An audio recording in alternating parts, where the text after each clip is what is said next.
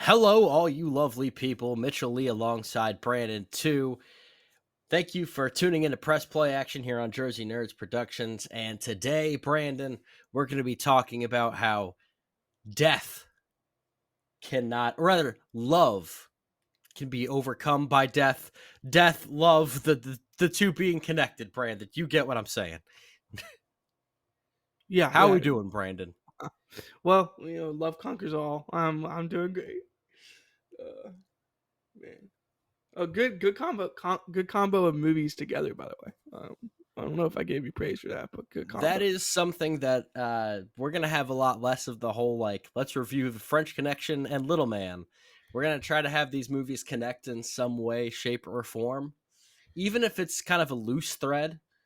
We're gonna have something to connect the two. And this, you've got two movies about how even after death, the power of love can overcome. So, Brandon, let's go ahead and start things off in the summer of 1990. Both of us were dead, or rather, just we weren't alive yet. Yeah, I don't know unborn. if "dead" is the right word. Unborn. Unborn, yes, that makes it sound like we're zombies, and we'll get to that later. But this is the movie Ghost, directed by Jerry Zucker, which is very strange because Jerry Zucker was known for like spoof type movies. Like he made Airplane with his brother David Zucker. He made Top Oh, Secret. He's known for more of he wrote Kentucky Fried Movie, more comedies, that type of thing. And this was a definite break from that. he was expanding his writing range. I love it. We didn't write this movie. Well, He only directing directed range. it. Directing range. Yeah, yeah. Who wrote the movie? So Who's the writer? Bruce Joel Rubin, Okay. who I I've never heard of he anything also they he wrote. went on to write Stuart Little too. So good Okay. job, Well, there you Mr. go. Rubin. Well, Stuart Little Two's a, a good movie, right? Decent movie. He has no chance against Ratatouille. Yeah, Ratatouille. Okay. This one stars Patrick Swayze, Demi Moore, Whoopi Goldberg, and Tony Goldwyn. Yeah, good And I cast. knew next to nothing about this movie going in, except Same. for the only thing I knew is people like I mentioned it to Sarah and someone else, and they're just like, "Oh, the pottery scene," and Yeah, I'm I like, know the "What?" pottery scene because I I think think I think everyone's like you said seen it. that too, Yeah, everyone's and seen I was that like, "What scene, the I guess. hell are you But like talking about?" And outside of and that, I've never. Yeah, I don't know anything else about the movie. and we'll get to that. This came out in the summer of 1990. It was the second highest grossing movie of Nice. 1990. Brandon, it made Oh, $217 million yeah. domestically, and it made $505 million worldwide. That. So this movie raked in the money, Yeah, that's incredible. despite the fact that it did not even get to number one at the box office on its opening weekend. Brandon, I will give you $100 if you can tell me what was number one that weekend without looking it up. 1990. What month or like? Can you give me a month? July. July. July. Nope. I can see the fingers moving. You're looking it No, up. no, no. I'm not. I got a message. Yeah, from Google. Uh, I really don't know. I mean, Die Hard 2. Die Hard 2. Die Okay. Hard 2 in its second weekend beat Ghost, but Ghost just kept on chugging along. Everyone wanted to see it, Interesting. and it did really well. It was also nominated for Best Picture at the Academy Awards that year, which went down in history as the time that they gave Dances with Wolves Best Picture over Goodfellas, which probably not the greatest decision looking back on things. I mean, Dances with Wolves is a good movie. Goodfellas is a Is phenomenal an movie. all-time classic. Right. So This did win. Ghost won Best Original Screenplay. So congratulations to Mr. Rubin. Stuart Little 2 is not the peak of your career. And Whoopi Goldberg won for Best Supporting Actress. Now, I'm 29. Brandon, you're 29 as well, correct? yeah, Correct. When I think of Whoopi Goldberg, I don't think like, oh, actress that was like really good in movies in the early '90s and the '80s. I don't think Sister Act. I don't think Ghost. I don't think The Color Purple. I think The View. Yeah. So it was really interesting to watch this movie, and uh, personally, I thought that Whoopi Goldberg was the highlight of it. She won the Oscar for it, so clearly other people thought the same. Uh, Go ahead I and dive into the I plot do before kind we of think of go like ahead. Sister Act when I think of her. Like I think of her Sister Act when I think of her. And didn't they make a Sister Act too? Like I kind of Yeah, I know yeah. my mom was a big fan of those movies. I don't So know why. Maybe I just made that up, but I remember them no, I being mean yeah. on a lot.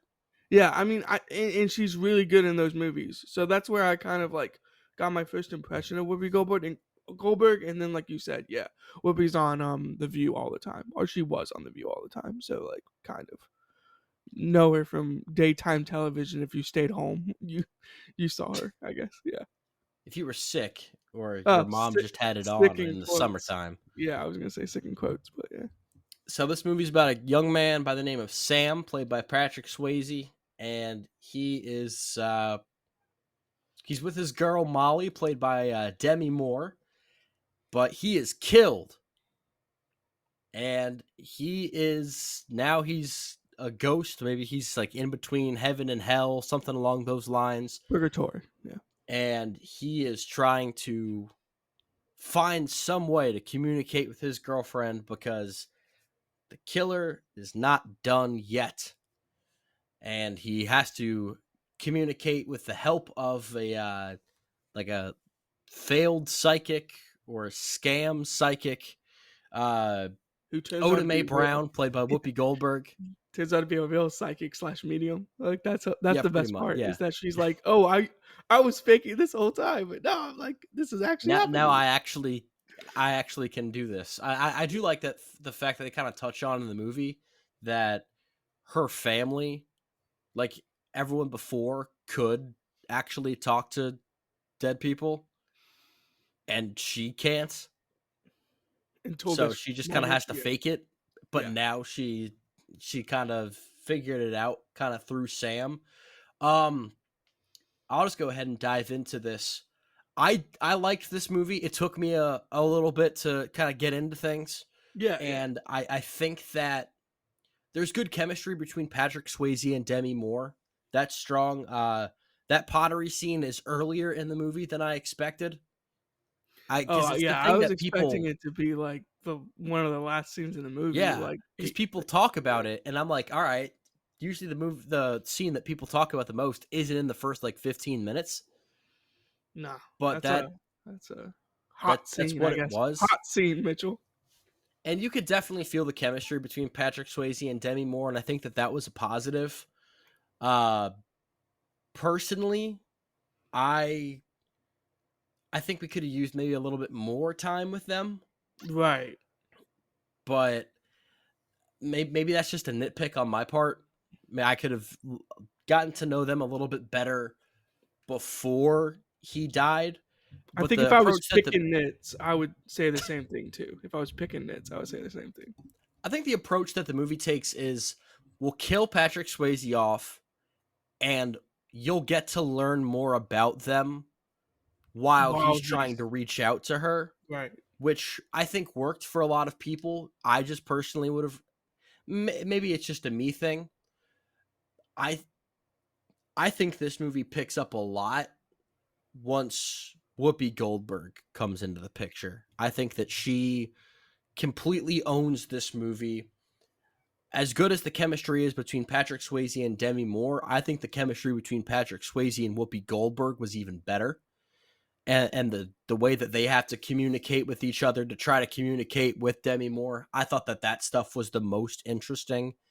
And the way that they're trying to figure out this stuff involving, I don't want to, we'll talk about it when we get to spoilers. It is kind of the most obvious thing. This movie tries to have like a twist, and it's like, no, No, stop, maybe that's no. why. Maybe that's what they were going with. Because yeah, there isn't a twist. Um, I guess you're kind of alluding to it. Tony Goldwyn, as Carl Brunner. All right, I guess we're getting right into it then. Well, no, welcome to my list of most hated TV villains or TV or movie characters. Like, wait, welcome to like the top 10 of my list because I Oh, did not really? like this character at all. In terms of like what the character did in the movie made me like Oh, I thought you were irrationally saying that you mad. didn't like Yes. him. No, no, I thought he was very good as the character outside of, I guess, making it obvious. But um, yeah, we'll save it for spoilers. But what it comes down to is his I feel actions like as it's too late for that. you think. I mean, okay. I mean, I I'm feel more like just we've saying. alluded to it plenty. Yeah, I'm And more if you just watch saying his this movie and you've actions ever as seen a the movie character. before, you're gonna Right, know what's going on. right. And I I think guess they try to my play it point up as a is twist. right. My point is it's not really a twist, and you can kind of tell. But at the end of the day, like his actions, you're like that guy is like a terrible person. Like, what are we doing here? So, yeah, I just. Oh, and then he was all grimy too.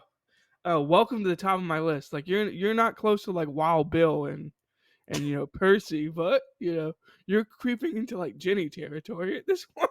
Like it was not great. I like how you have your list set up already where it's like Percy Wetmore's at the very top of the list, and No, then right Wild below Bill's at you. the very top because Wild Bill is a disgusting human Oh, being. I get that makes sense. Yeah, but Percy is definitely like 1B at that point. And then yeah, we got Hmm. Ginny like 2, 3. She's pretty bad.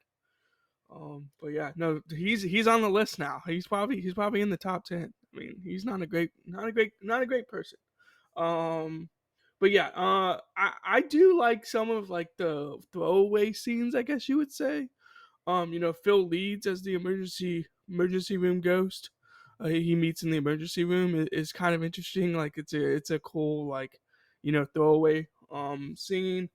And then like there's one where he meets the subway ghost. I kind of like the subway ghost as I well. wish they had done more with that guy in the subway. Right, same. I Yeah, I just found kind of like him those scenes. I found him interesting, and it just felt like he was there for like I felt like there was a more interesting backstory with that guy that we Yeah, just they kind of never alluded to learned it. about. He was like, "It wasn't my time to go." Like everyone thinks I like killed myself on purpose, and like I didn't. Like I was like I kind of want to see that like storyline Yeah. play out, like play it out. But I know the story is not about that ghost. Maybe we'll get a spinoff, and we'll get the subway ghost. I That's mean, that movie came out 34 years ago. I feel like that's not happening, Brandon. fun. Can always dream, Mitchell. You can always dream. I'll write it myself, actually. Yeah, thanks. And unfortunately, that actor left us 19 years ago. So, Well, we would have to get someone else. But yeah, no. There was like I was saying, there's some very interesting like throwaway scenes where they feel like throwaways, but well, they're actually like some of the best scenes in the movie. Yeah, especially the subway ghost. So yeah, the killer the killer felt a little bit like a cartoon doofus to me. yeah, but Like I just felt like things were very easily solved. well, Like sure. I mean, the biggest I don't think problem he of the means to. movie That's I mean it that's the problem. But yeah. the bigger problem of the movie was just figuring out a way to get Demi Moore to believe that Whoopi Goldberg is doing what she says that she's doing. And that's kind of most of what you follow with the movie because Patrick Swayze, I mean, he's dead. He can follow anybody and they don't know that he's there. So he's able to figure things out pretty quickly. And I liked that it wasn't necessarily a murder mystery, but they do kind of try to play it off as a twist when you find out who did what. Well, And I I think why it happened to is more of like depict, the twist than like who actually did it is what I would say. Cause you're like, oh, he did that for this reason. You're like, wow, that makes him even more of a scummy person. So yeah, that's where I would go with that. I will say, it I do like the scene where Oda Mae's like yelling up to the apartment and like giving away like very secretive information. Like I remember the yeah. picture we took in Reno and stuff like that, and like I do like that. You kind of get to like through Molly as she slowly figures out that like this is actually real. I think she believed within like the first you know 10 minutes. And then something else happens in the movie and she kind of like loses faith a little bit, and then it comes back around. So yeah, I really like that part of the movie, and that's really what we get with this movie. So I think if you like that, then you're going to like most of the movie. Is kind of where I was going with that. Yeah, no, I'm with you on that. Demi Moore was good. I I've always been a big Demi Moore fan just because I love A Few Good Men. Yeah, that's fair. That She's really that's good in A that's Few Good that's an Men. all-time classic, and she's really good in that. I haven't seen her in a whole lot, so it was nice to see her in something different. Uh, you said it, Tony Goldwyn. Whenever I see him in a movie, I just kind of assume, hey, he's probably not the best guy in the world. He's not on the up and up. No, and he was in Oppenheimer, so Yeah. he's always going to get credit for that, even though he was kind of in a small role. Uh, I don't think there's necessarily a ton to talk about with this one because it's a pretty straightforward movie. I thought it was paced pretty well. It's a 2 hour, 7 minute movie, which it felt like an hour 45, hour 50, which is one of my bigger compliments that I can give the movie.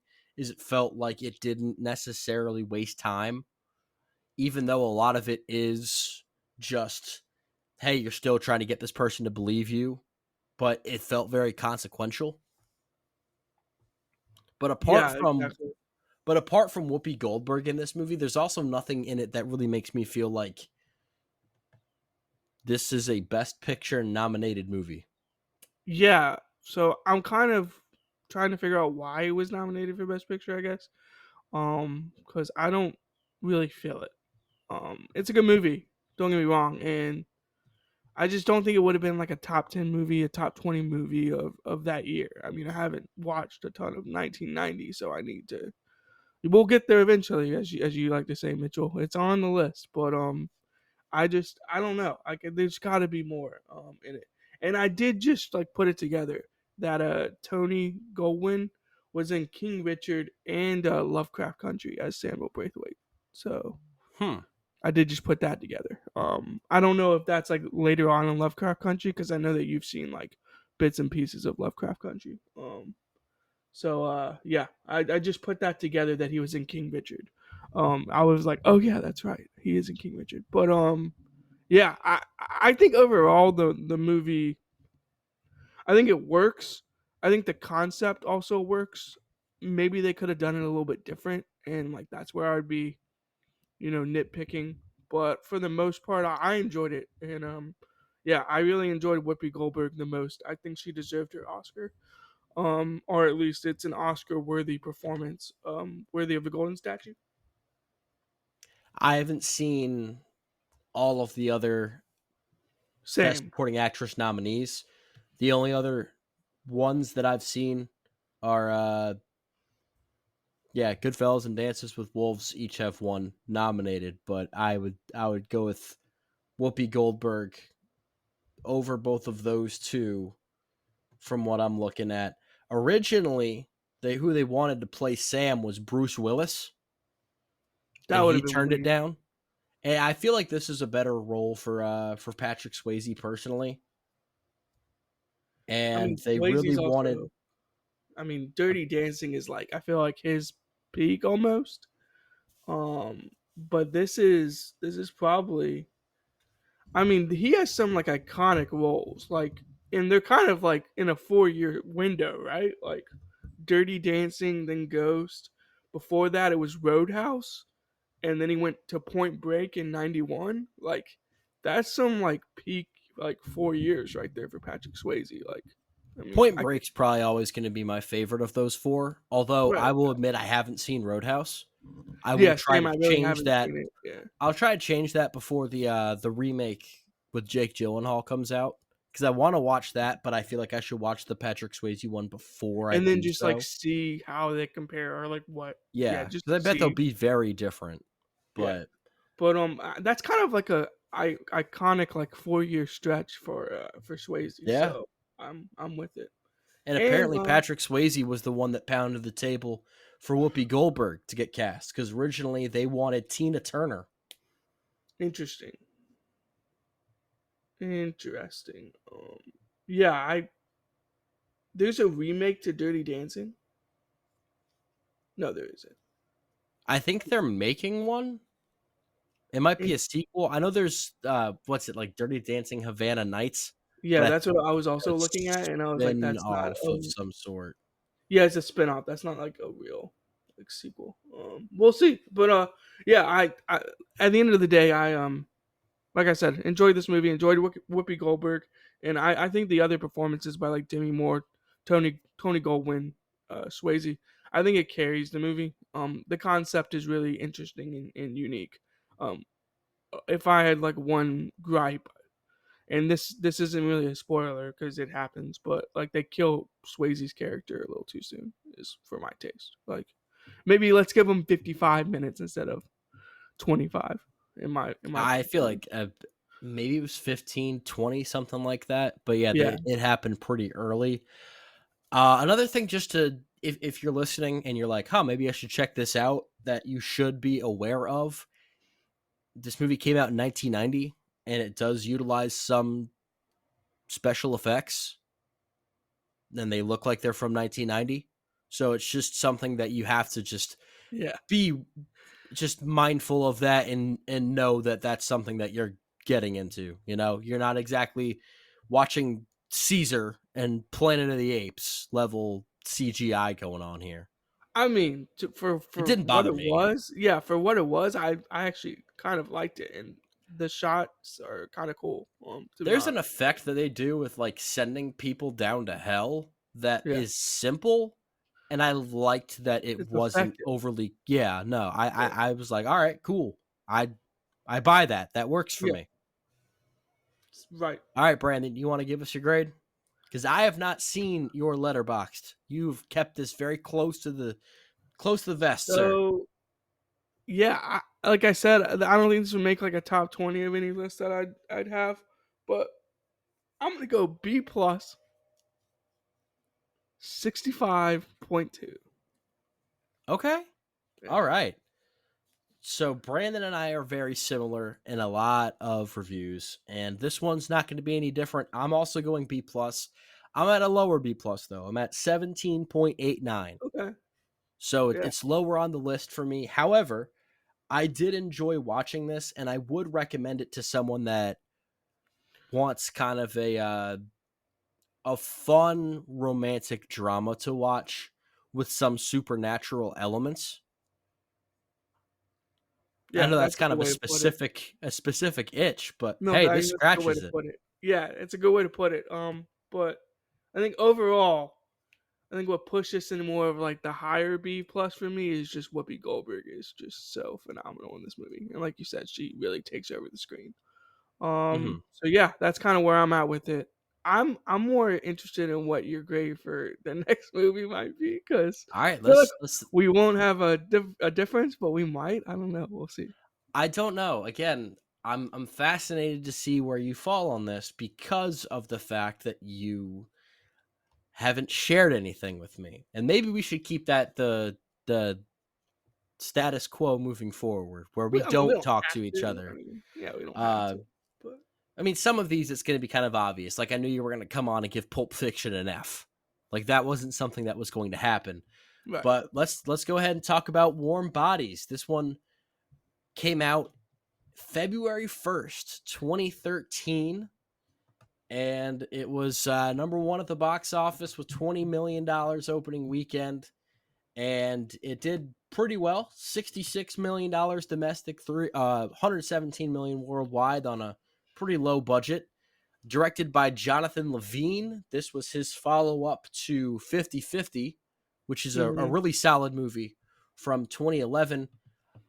I'm a little disappointed in what has happened since then because he's kind of fallen off. He did 50-50, Warm Bodies, then The Night Before, which is a fantastic Christmas comedy. Then he did Snatched with Amy Schumer, which was not good. And then Long Shot with Seth Rogen that I liked, but he hasn't done anything since. So I hopefully he makes a comeback. We'll see. This stars Nicholas Hoult, Teresa Palmer, Rob Corddry, Dave Franco, Leo Tipton, and John Malkovich.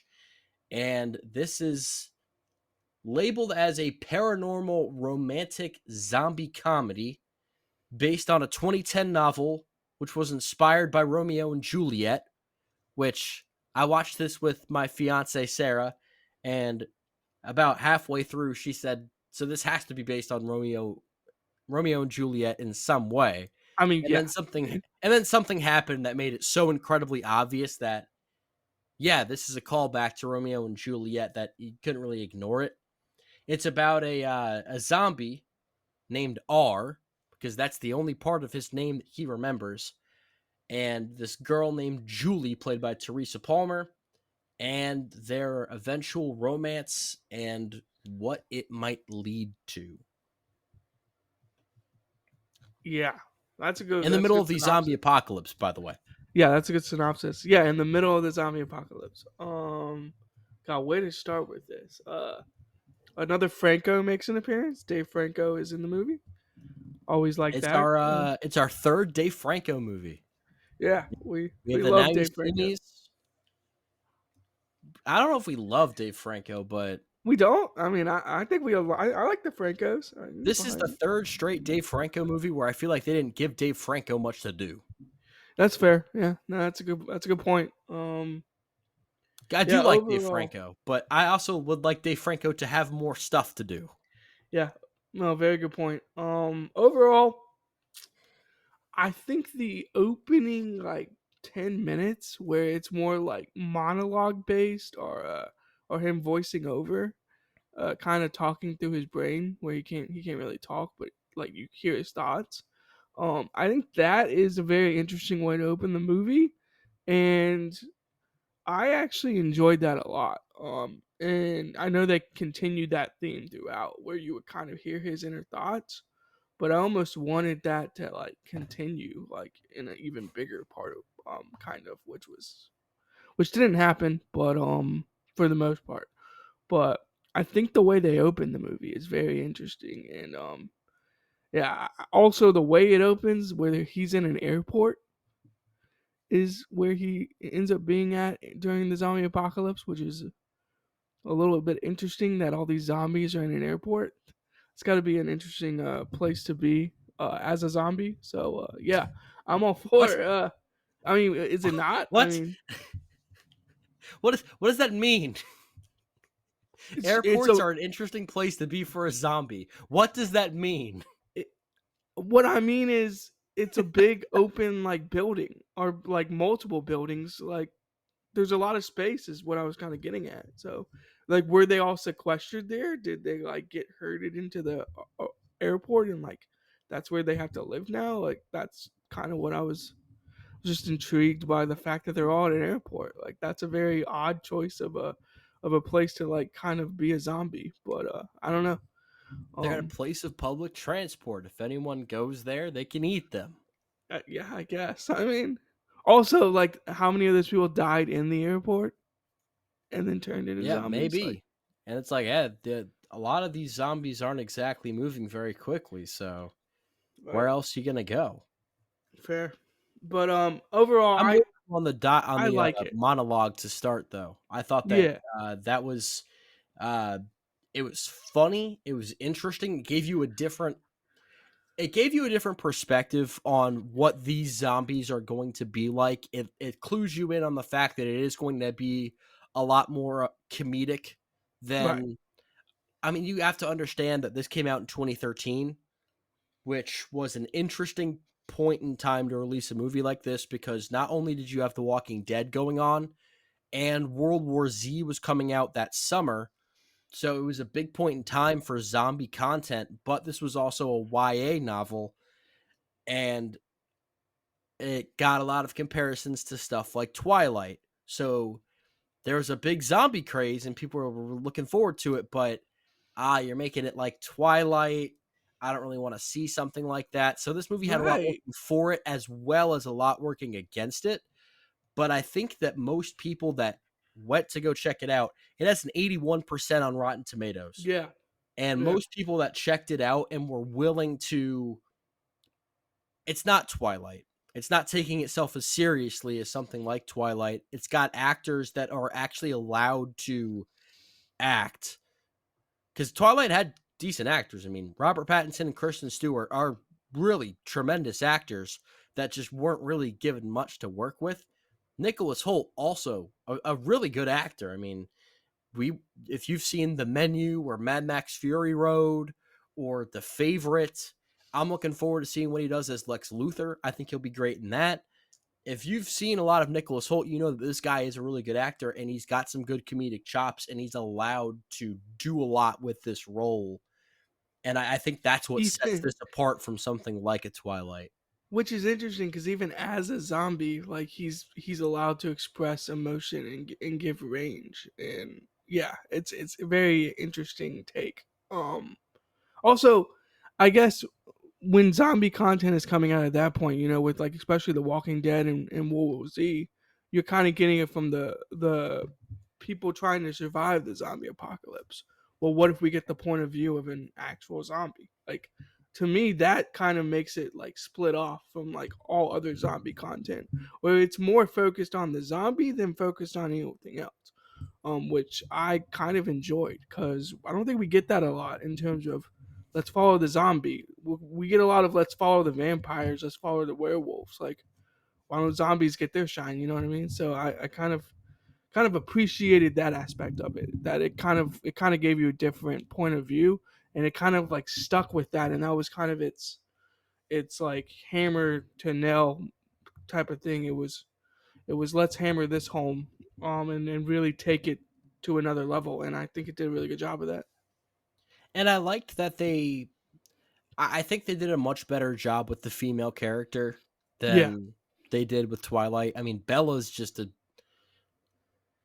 interesting not that a you're very comparing likable it to character. Twilight because as soon as I saw this movie, Twilight Eclipse, then Auto played on That was the Max. Yeah, recommendationer. yeah, that Oh was the man, recommendation. I'm So so sorry. I had to watch like the first 10 minutes of that, and then I was like, oh, I remember these movies are not good. So I To be turned it off. fair, as much as I hate Eclipse, one of the better Twilight movies. So Yeah, that's fair. No, that's a good point. But yeah, I it's think they sandwiched in do between some bad ones. But Teresa Palmer's just also a good actress. I've liked her right.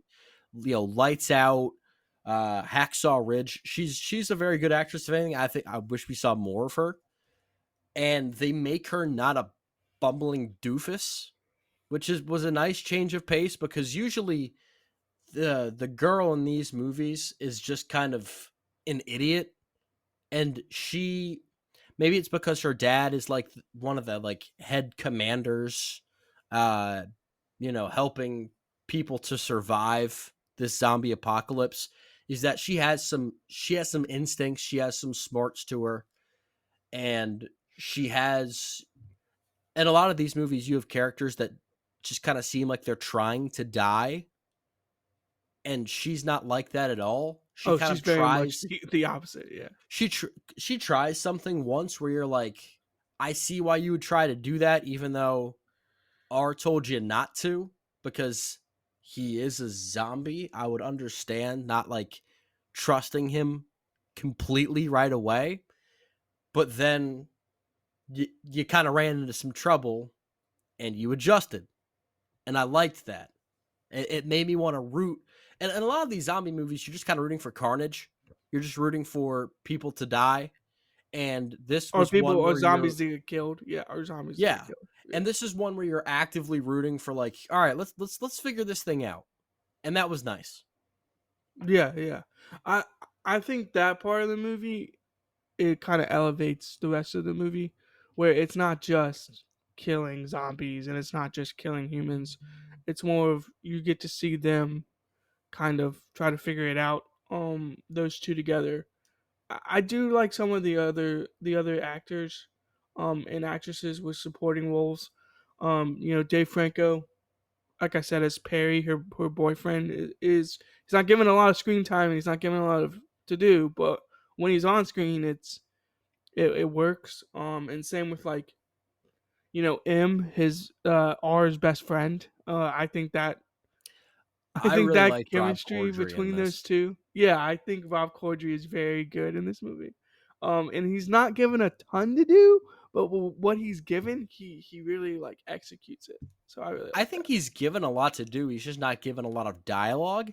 So he has to do a Yeah, I lot guess of that's the point. acting without, acting with, facial expressions or something like that. And the dialogue that he does get, he has one line that I just didn't expect, and it really made me laugh. Yeah. I'm a big fan of his whenever he pops up in stuff. He's another one of those let's just put him in more things kind of person. This movie has a lot of those. Did you like the romance angle of this better, or did you like the comedic angle, or what worked more for you? I think the comedic angle works more just because I think there are some great like one liners and funny stuff. And I feel like they were almost like poking fun at The Walking Dead at one point, which I thought was kind of funny. But overall, I think I just like the comedy a little bit more than the love story. And it's not like the love story was wrong or like that angle is bad.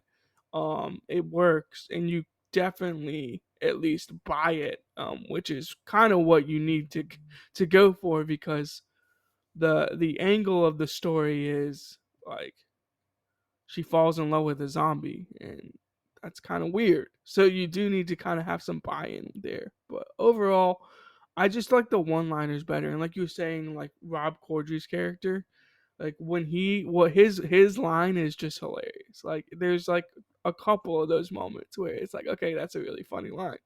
Um, yeah. So I like the comedic uh kind of point of, like standpoint of this movie. What did you like, the comedic angle or the love angle? I think I liked the comedy a little bit better too. Uh, Although I liked that the romance took its time and Yeah, it evolved didn't with, just like slam it in your face. Like here it is. well, it Like just didn't it evolved. It's a romance between a zombie and a human being. So it's not going to start at 100.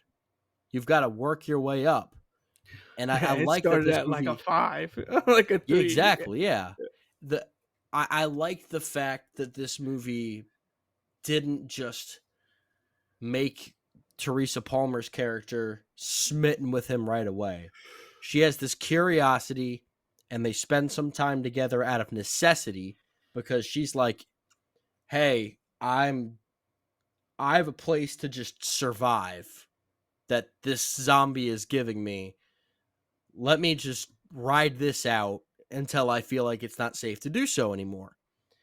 So it's a story-based reason why these two are spending time. It's not just a girl going, "Hey, I want to sit on that zombie's face." That's not what we have going on here. Right. So it makes a lot more sense. It's easier to buy, it's easier to root for, so that when there's an arc, and I like that. There's an arc from where they start to where they end, and we'll get there, hmm that I could believe watching it the whole way through. One of the things that I wasn't as big of a fan of, and this happens all the time with movies when you have something that is seen as bad, but they're trying to make it better, or they're trying to humanize that group, is you have this just like other group of zombies, and they're even mm, worse. And so naturally, when you need the zombies and the humans to kind of start working together, there's this other group that they can all there's a just they common enemy. Yeah. this common enemy. And from the second that you see these, they're called bonies. The second that you see them, and they actually kind of look like the the ghost effects that we were just praising from Ghost in 1990, where it's just like kind of black blobs, but it doesn't work as Those well. blobs are fast. That's what they're not just Yeah, blobs. They but move. as soon as I saw them, I'm like, all right, so those are gonna be used to do this, and I just didn't find that So angle of the story very interesting. I get what you're saying because I feel like that's kind of like a cop out, or like that's how you kind of have to get to the angle that they were trying to get to.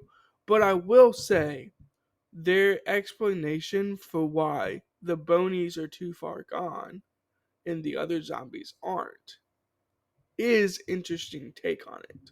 Like, oh, they're too far gone. Like they're at this point they're almost too zombie. Like there's no hope for them. So like we don't feel as bad killing them, or we don't, or like there's a reason they're attacking us as the other zombies because See, they're so far gone.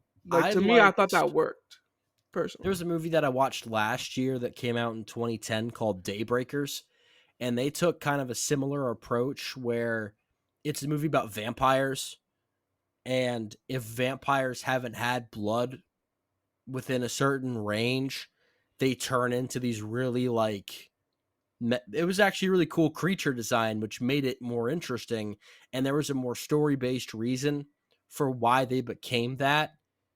Yeah. So I and they could also go, they weren't just stuck there forever. So I thought that it was done more interesting in Hmm. that movie. That movie was also more of a horror drama type of thing, whereas this was a romantic comedy. So I'm not expecting them to go all into the creature design the same way that something like that would. However, it would have been cool to see. Yeah. I do agree with you that the concept of the bonies is interesting, but the execution of like the look and how they looked as creatures, yeah, it also did not work for me. But I do like that, like when they become bonies, they are faster, they're quicker, they move a little more agile. And you don't get that a lot from zombie stuff. And I think the one movie that does that exceptionally well is the movie you brought up earlier that came out this summer of that year, 2013, World War Z. I think World War Z gives you a very unique look at like, oh, these zombies aren't just, walking around slowly in herds. Like, they got some, like, athletic movements to them. Like, you kind of need to be moving in this apocalypse to get away from these zombies. Like, I do like that aspect of the bonies, that they were not exactly normal zombies that just kind of, like, pod around, like, looking for someone to eat in herds and packs. They had a little bit of athletic movement to them. I just think the execution of the look, like you said, could have been better because you could have made those zombies like actually scary, and it could have been a little bit like more impactful. But at the end of the day, I maybe the story behind it is kind of a throwaway, but I bought it, from an aspect of like, oh, okay, like they just haven't ate enough people in enough time, like, or they've been a zombie for so long that they're kind of like skin and bones now, like they're too far gone, like they can't come back from that basically. So I like that aspect of it. There's some stuff with the end of the movie that I just did not buy You just didn't buy whatsoever. whatsoever. Yeah, okay, I feel No. that. Okay, yeah, I mean, And we'll get to that, but it was just I think I I know exactly what scene you're talking about, and I get that, but yeah, well no, because it's not a scene it's just necessarily. a It's just a combination. yeah. There's just a change that takes place that I'm just like I don't really know. I it's hard for me to really tiptoe around it without getting into more specifics, so I'll just leave it at that until I can get into more specifics. But the way the movie wrapped up seemed a little convenient, That's fair. Yeah, that's a good point. and it did Uh, wrap up kind of suddenly to me. It did. No, unlike Ghost, where I was like, wow, that was a really good ending. Like that was a like wow, they executed that really well. This one was kind of like, oh, it's over. Like, okay, cool. Like, yeah. So, grade Mitchell, I gave this a B with a a B, 68.86%. 68.6. Okay, well, spoiler. Well, not spoiler. It's grade segment, I Brandon. I gave this a B as well. I actually Ah, liked Ghost War, but I I'm like this looking movie. forward to the time where we can get into a screaming match about Yeah, maybe Maybe I Maybe I'll wanted this just to be in like an A minus. Yeah. I'll skew the randomizer and just throw the Green Knight in there. Oh God, yeah. I still don't understand how people like that movie. But yeah, B, and my B is gonna be 77.2. I just looked at my phone to make sure I had it right. 77.2. My God, we are way too similar with these. Way too similar. But B plus is for Ghost, B for Warm Bodies. Now we're going to. I don't think that either one of these movies really warrants like a lengthy spoiler discussion, but there is some stuff to talk about from these. So let's just go ahead and start with Warm Bodies Yeah, since we let's just are at Warm Bodies. backtrack. The thing that I didn't buy was the fact that all of the other zombies started to kind of like have that change that R had. Interesting. Okay. I understood it with R, and I could even buy it with Rob Corddry's because he had spent so much time with R. But the fact that it happened so rapidly with everyone else just didn't. It just felt like, and we need to wrap this movie up. So they're all just getting better now. Yeah, I mean, I think it's one of those things where maybe if you're a zombie and you all of a sudden have this emotion and you start feeling more lifelike rather than lifeless, and then you run into another zombie and you kind of feel that way too, like slowly it wears off on this zombie and then it wears off on that zombie and then it's a chain reaction. That's kind of how I want to buy it, is like it was a chain reaction. Like the more these zombies spin with each other, like Rob Corddry's character turns to, I don't even know who that character was because he said his name at one point, and I might have been like Pete or something. I don't I know. don't know. Yeah, I don't know who that zombie was, but immediately he turns to him. He's like, "Can you feel it?" And he's like, "Yeah, I feel it." And it's like one of those things where it kind of like passes on. So that's how I choose to believe that it like happened. But I do think you're probably correct that it's a convenient way to wrap up the movie a little bit quicker than it would have been to like spend another 15 minutes explaining like exactly why the zombies are like getting to that point, I guess. I had no issue with the whole R is a human again type of thing. Yeah, I feel same. like I that's kind of where things were thought it worked. eventually Yeah. leading, and I thought that that worked. I just didn't buy that it was the group change. I also just didn't find once they kind of, because there's a point where they're at that airport and they're kind of staying in that airplane together, and then they leave and they go to this house. Once they leave that house and they go back to like the where the humans are, they go behind that wall. I felt that things were a little bit less interesting. Mm-hmm. Personally, the stuff with John Malkovich and all of that, I thought that it was fine. There wasn't anything necessarily wrong with it. I just thought it was a lot more, maybe fun is the word I'm looking for. It was a lot more fun when they were kind of on the run together and trying to avoid these other zombies as opposed to the whole let's try to convince dad that my zombie boyfriend's okay. Yeah, I think that aspect of it is take it or leave it in terms of that part of it. But like I said, I like Nora as a character. I like Grigio. Like I liked John Malkovich. Like I didn't think it was bad. It just, I guess that's a good way to put it, Mitchell. It was more fun when it was different. Like when they were like outside of the walls, it was more fun. And when it got to that point, it was kind of like, okay, this movie's obviously trying to wrap up. Um, and how will they do it? And then, as you mentioned, it kind of just ends. Like we get the love scene, they kiss each other. Um, for some reason, right after she kisses him, John Malkovich's character, her dad, shoots at him and hits him in the shoulder. And I'm like, okay, well, your daughter's like standing 5 feet in front of him, so Hey, it's a good shot. yeah, really, really nice aim, man. Really nice aim. And then he goes like, "Oh, the next one will be the head," and then she like gets in front of him, so he can't shoot him. And But he's then bleeding. Right, and So then they it's like, realize he's hey, bleeding, and zombies it's don't like, bleed. So which was kind of a interesting thing because if you've watched like The Walking Dead or like other zombie material, like zombies still have blood. So I don't know. That was just very unique I don't know how point of that view. worked, but I guess logically speaking, they wouldn't. But The I don't blood really know how isn't much pumping through logic. their vein anymore. Yeah, like Yeah, they're I don't really know alive. how much logic you can apply to a movie about a zombie and the girl, getting together. Right, right.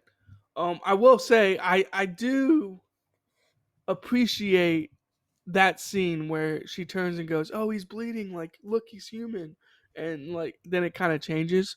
But right after that point, there's about another 5 or 6 minutes, and then it's just like, yeah, zombies and humans teamed up together to take on the bonies, and we killed them. and in movie is what it basically went to. It's very interesting. Maybe they just didn't have anything else, or do you think it was cut for like time purposes? Because I think this was like an hour and was it an It was hour an and hour and 40? 38 minutes. Yeah, 38. Like, It were was they trying nice to and stay nice and under? tight. Yeah, were they trying to stay under an hour I 45? Like, I'm not I think they exactly wanted to sure. keep it brief, which, Yeah. good call on their part. I want to go back to this year, 2013, because as we saw very recently, just last week at the time of recording, a movie like this does not always succeed. Lisa Frankenstein came out just last week and made like nothing at the box office, Which is a whereas shame. Yeah. a movie that's very similar in Warm Bodies made $20 million opening weekend and $66 million overall and was a success. But I will say, and they also released it basically the exact same time, right? I mean, February, the Yeah, exact same early point February. of months. I will say, I think there's a lot more competition for Lisa Frankenstein than it feels like there was for Warm Bodies. Just my personal point of view, I guess. But I don't know.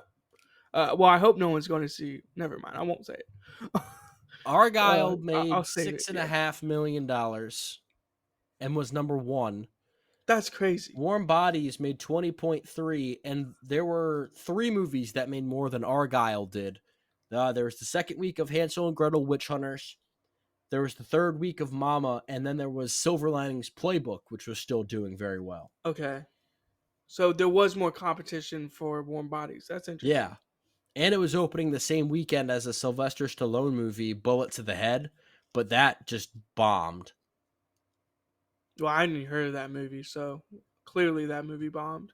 I think it's got Um, Jason Momoa in it as well, Interesting. but I, Momoa wasn't the name that he is right now. so you just think audiences aren't gravitating towards this, or like February? Like maybe everyone's saving their money for Dune too. Like, is I that what don't it is? know. Like, It also just seems like the YA genre has completely died off. has like hit its peak, or like it's Yeah. done, like it's over? Yeah. Like Yeah, I because feel like there was do a you remember when Maze Runner large came out? Maze Runner was like a huge YA thing. Like everyone was going to go see those movies. Maze Runner came out, but Maze Runner also took its time and waited a little too long for that last one to come out to where Right, the and then everyone YA was like, well had okay, this dried is up. Because I think Divergent might have been the one that really killed it off. Because Divergent was kind of supposed to be the next one, and it ended terribly, and they didn't even finish it. I will say I saw somewhere yesterday that A Court of Thorns and Roses, which is also a YA like fantasy series, was dropped by Hulu as a TV series and is not getting picked up by anyone. So yeah, maybe YA is just dead. To be honest with you, I mean, that which new is Hunger Games movie did well, but it did well for $100 million budget. But if you compare it to the way the Hunger Games movies were doing oh, they were with Jennifer Lawrence, raking in like it's 500 nowhere near mil. close. Yeah, right. They were raking in like 500 million, I think, at Yeah, one point. no, those Yeah, were giant hits, whereas this yeah. just did well. Yeah, maybe YA just maybe there just isn't an audience for it. And to be honest, maybe I hate to say this, maybe people aren't reading YA novels anymore because people aren't like I feel like that's I still think they Part are. Like, part YA of me novels are really still wants to push successful. back against that, but I don't know for sure. No, I don't but I don't spend as much time with 18-year-old girls I as I don't did either. in the Yeah, early 2010s right, for good when reason. I But was a teenager. but I will say, well, I shouldn't say that because I do think there's like people who still read, obviously. And like YA novels still sell, but in terms of like making those movies or TV content, like yeah, that well's kind of dried up. Like I just don't. Maybe we'll get one back where a series like Hunger Games becomes a huge hit again or something. Someone makes something like that, but yeah, I don't know. It's just very interesting that that Lisa Frankenstein bombed because I was kind of had high hopes for that. In terms of that being like a decent movie. I've heard good things about it. Yeah, same. I have not seen it. I'm So we're contributing I to the problem. Is what, We are contributing to the problem, but I feel like I'm going to see it. I just right. haven't yet. Yeah, Whereas same most people probably aren't going to watch it until it at comes out all. on like Peacock in like 3 months or so. Yeah, Which, hey, it'll be another cult classic that people will say, "Why did this not do well?" Well, because didn't see it in the movie theaters, right. and that's how you need to see it for things to do well. So piggybacking off of that, going to Ghost, I am like shocked that this movie made as much money as it did in theaters. Yeah, man. I saw that $505 million worldwide I number, am and I was just literally shocked. stunned. I mean, that's 1990 500 too.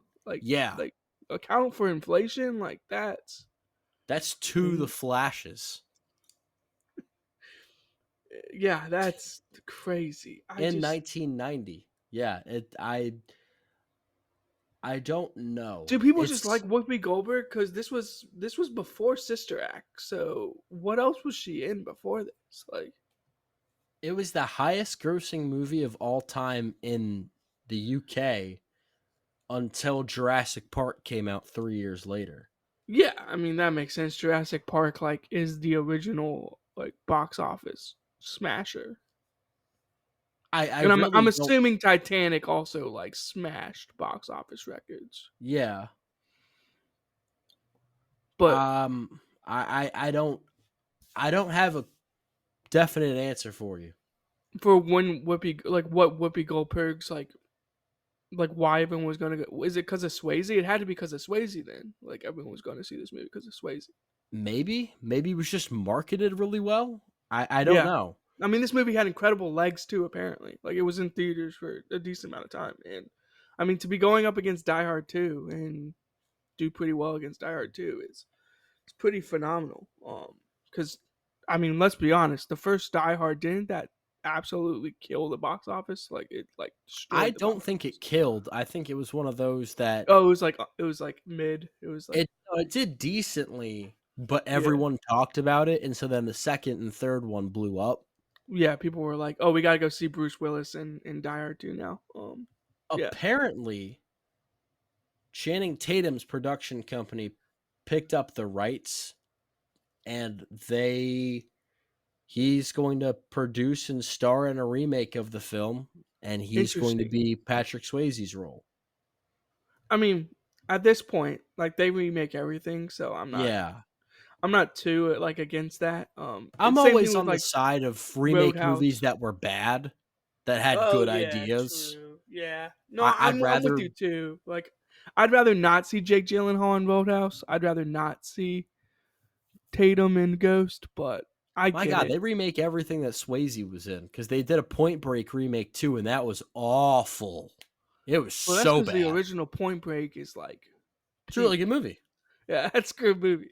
So I just don't No, get it. Brandon, you have no idea. This movie was trash. Oh, I It was didn't watch it so because I bad. knew because I loved the original Point Break. The trailers were bad, but the Why would movie I was ruin somehow my like, you know what? We self? could be worse. Let's be Yeah, but but and they did. why would I ruin my enjoyment of Point Break by watching some remake that I just know is gonna be bad? I refuse. Maybe we'll watch it with this randomness, but This randomness. Yeah, I choose to stay on the sidelines when it comes to watching something that I know I I'm get probably that. gonna actively hate. For the most part. Um, Tony Goldwyn, ma'am, is this obvious from the Okay, jump? yeah. Sorry, yeah, From I'm the sidetracking. jump, Oh this yeah, movie does try to make you feel like, oh, it's a twist. No, it's not. I knew from the second that this movie that started. grimy sob came on Yeah, screen. I knew no, there was a immediately. 0% chance that this dude was You, not involved. you now I will say when I saw the scene where he shows him the code and he goes, obviously use discretion. I'm like, oh man, that's wonderful foreshadowing by the writing team. Like, obviously Tony Goldwyn's character is going to do something with this code. Like later on in the movie, I was like thoroughly convinced. So I actually thought that was really good writing. But yeah, it was pretty obvious from the jump that his character was not a good person. And you know what is crazy? They mentioned a plane crash on like I guess they accidentally turn on the TV and like the news comes on and there's like a plane crash and he in Swayze's character has a throwaway like, oh, like I should probably cancel my trip to LA soon because all these plane crashes keep happening. And I'm like, oh, so Swayze's character's gonna die in a plane. Like that's just immediately what came in my head. I was like, oh, he's gonna like die in a plane and then he's gonna like come back. And but Huh. it was I interesting. didn't catch on to that. Yeah, it was interesting. I definitely thought there was like foreshadowing there because I was watching it next to my girlfriend Lindsay, and I turned to her and she had seen it before, so I turned to her and I go, "Oh, so they're foreshadowing he's gonna die in a plane crash." And she's like, she just looked at me and was like, no." I was like, "Okay, we'll keep it moving here," but I guess my ultimate thing is, so what was Tony Goldwyn's character? What was his character's like ultimate goal? Was it just Money. to rob him and then like everything was gonna be fine after that? Like I just don't understand. Like what was gonna be like they I'm were gonna gonna take find out that his character stole money from the account, right? They were gonna find out. Like I I'm don't gonna take your money and then I'm gonna take your girl. well that That too. was Oh my god, that that was the whole that was his actively plan. annoyed me. Yeah, that actively annoyed me. It just seemed a little bit too like really we're going here. Yeah, Okay, well, I mean, sure. if you're that much of a scum to like have someone rob your friend so you can pay off these drug dealers, then I guess like the next logical step is let me just I don't step in know. on his girl while he's dead. After the murder that I've been a part of. I'm part of this murder. Let me just go ahead and step in and try to steal his girl. Call Brunner, just not a good person. Like just awful, awful, awful. He also just seemed like too much of a doofus. Yeah, too. Well, Like I mean, everybody involved with like the evil plan was just like I feel like a kindergartner could have well, stopped you I guys. don't think they were very much had a plan. They kind of just like made it up. Like, so what you're gonna do is wait for my friend to come walking down the sidewalk with his girl, and then you're just gonna jump out with a gun and be like, "All right, man, give me your wallet." He's gonna give you the wallet, and then I'm just gonna like use those codes, and no one's ever gonna find out that I used his codes to transfer money. Like, I just wow, just incredible, like dense stupidity. And then Willie Lopez's character like kills him, and then the worst part is he kills Swayze's character. He shoots him, murders him, and then 3 days later, 2 days later, he comes back to the apartment looking for the wallet Yeah, again. stupid.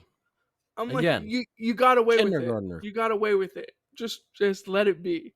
But I guess there was too much money. I mean, there was $4 million to be honest. So there was a little bit of cash in it, but still, like, man, the police do an awful job. Like, this man murdered someone. He's just walking around like we They're got just no kind one. of non-existent in this movie, you know. Oh man, yeah, no, they Sam are. Patrick Swayze's character Sam kind of has to be the detective on the scene. which is an interesting, I guess, plot device. Like he's kind of doing himself as a ghost. But okay. So the last thing I'm gonna say is when Carl goes to Willie's place and he's like, "Yo, man, what happened?" Like when Swayze's character puts it together, his face that he makes is really funny. He's like,